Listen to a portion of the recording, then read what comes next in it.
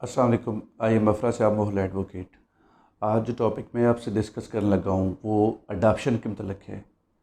बहुत सारे ऐसे लोग होते हैं जिनके पास औलाद पैदा नहीं होती है और वो किसी यतीम खाना से या कोई वो बच्चा जो है अडॉप्ट करना चाहते हैं, तो उसका बेहतरीन जो तरीक़ेकार है वो क्या होना चाहिए।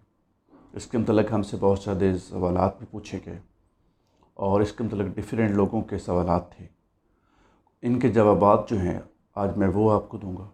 इसके अलावा अगर आपका कोई क्वेश्चन हो तो वो आप कमेंट बॉक्स में पूछ सकते हैं या आप मुझे कॉल कर सकते हैं। मेरा नंबर आप नोट कर लें, 0345464423। अब चलते हैं जी। सबसे पहले तरीक़ेकार क्या होता है। अगर आपने किसी यतीम खाना जो है वहाँ से बच्चा अडॉप्ट करना है तो सबसे पहले आपने एप्लीकेशन देनी होती है। एप्लीकेशन के जो कंटेंट्स होते हैं जिसमें आपने ये मेंशन करना होता है कि हमारे पास औलाद नहीं है, हमारी फ़ाइनेंशियल पोजीशन जो है वो स्ट्रांग है और हमारे यहाँ जो बच्चा है वो पैदा नहीं हो सकता है, हम जो है वो बच्चा अडॉप्ट करना चाहते हैं। एप्लीकेशन के बाद नेक्स्ट जो होता है, 2 पर्सन्स की जो है वो श्योरिटी भी देनी होती है। श्योरिटी इस हवाले से होती है कि हम बच्चे की जो है वो टेक केयर उसको करेंगे, उसको हर तरह से उसका ख्याल रखेंगे, उसको एजुकेशन देंगे। फिर उसके बाद नेक्स्ट जो है वो एक सर्टिफिकेट देना होता है।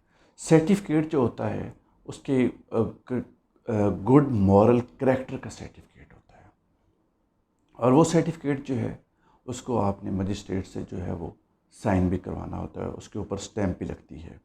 उसके बाद फिर एविडेंस भी देना होता है कि मेरी जो फिनंशियल पोजीशन है वो स्ट्रांग है, उससे रिलेटेड जो सर्टिफिकेट है वो भी इशू करना होता है। उसके बाद नेक्स्ट मेडिकल सर्टिफिकेट भी देना होता है डॉक्टर से लेके कि हम जो हैं वो इशूलेस हैं, हमारे पास औलाद नहीं है या औलाद नहीं हो सकती है, ये एक सर्टिफिकेट देना होता है।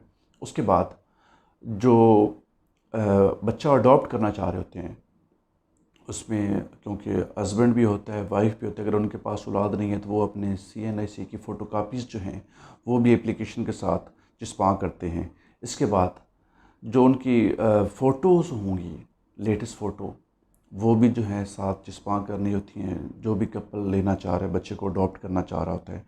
उसके बाद उस एप्लीकेशन जो है उसके मतलब जो कंटेंट्स उसने लिखे होते हैं उसको वेरीफाई किया जाता है। जैसे उसकी फ़ाइनेंशियल पोजीशन जो है वो देखी जाती है, कोई और सवालात हों, क्योंकि इनकी कमेटी बैठती है।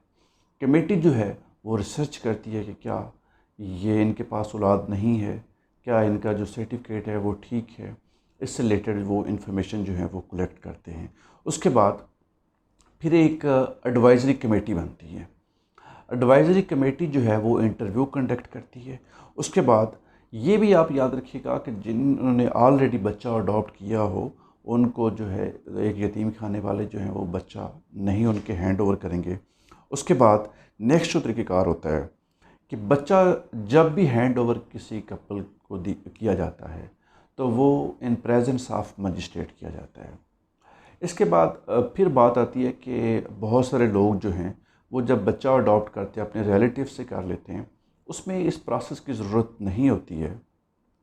अगर हम बात करें इस्लाम की तो इस्लाम में जो अडॉप्शन का कंसेप्ट है वो नहीं है कि बच्चा जो आपने अडॉप्ट किया वो आपकी प्रॉपर्टी में से हिस्सा लेगा, बल्कि आप उसको गिफ्ट कर सकते हैं।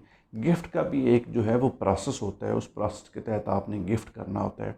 अगर आप उस प्रोसेस के तहत गिफ्ट नहीं करते हैं तो बच्चा जो है वो प्रॉपर्टी में से हिस्सा नहीं ले सकता। बहुत सारे मैंने ऐसे लोग देखे हैं जो बच्चा अडॉप्ट करते हैं, अब उन उसके नाम तो वो प्रॉपर्टी नहीं करते, लेकिन अगर उसको गिफ्ट करना चाहते हैं तो उसके लिए एक स्पेसिफ़िक लॉ में मेथड दिया गया है कि उस तरीके के तहत अगर आप करेंगे तो फिर बच्चा जो है वो प्रॉपर्टी में से हिस्सा लेगा। अगर आपका इस हवाले से कोई और क्वेश्चन हो तो वो मुझसे आप पूछ सकते हैं। इसी के साथ ही आपसे इजाज़त चाहता हूँ। अल्लाह हाफ़िज़।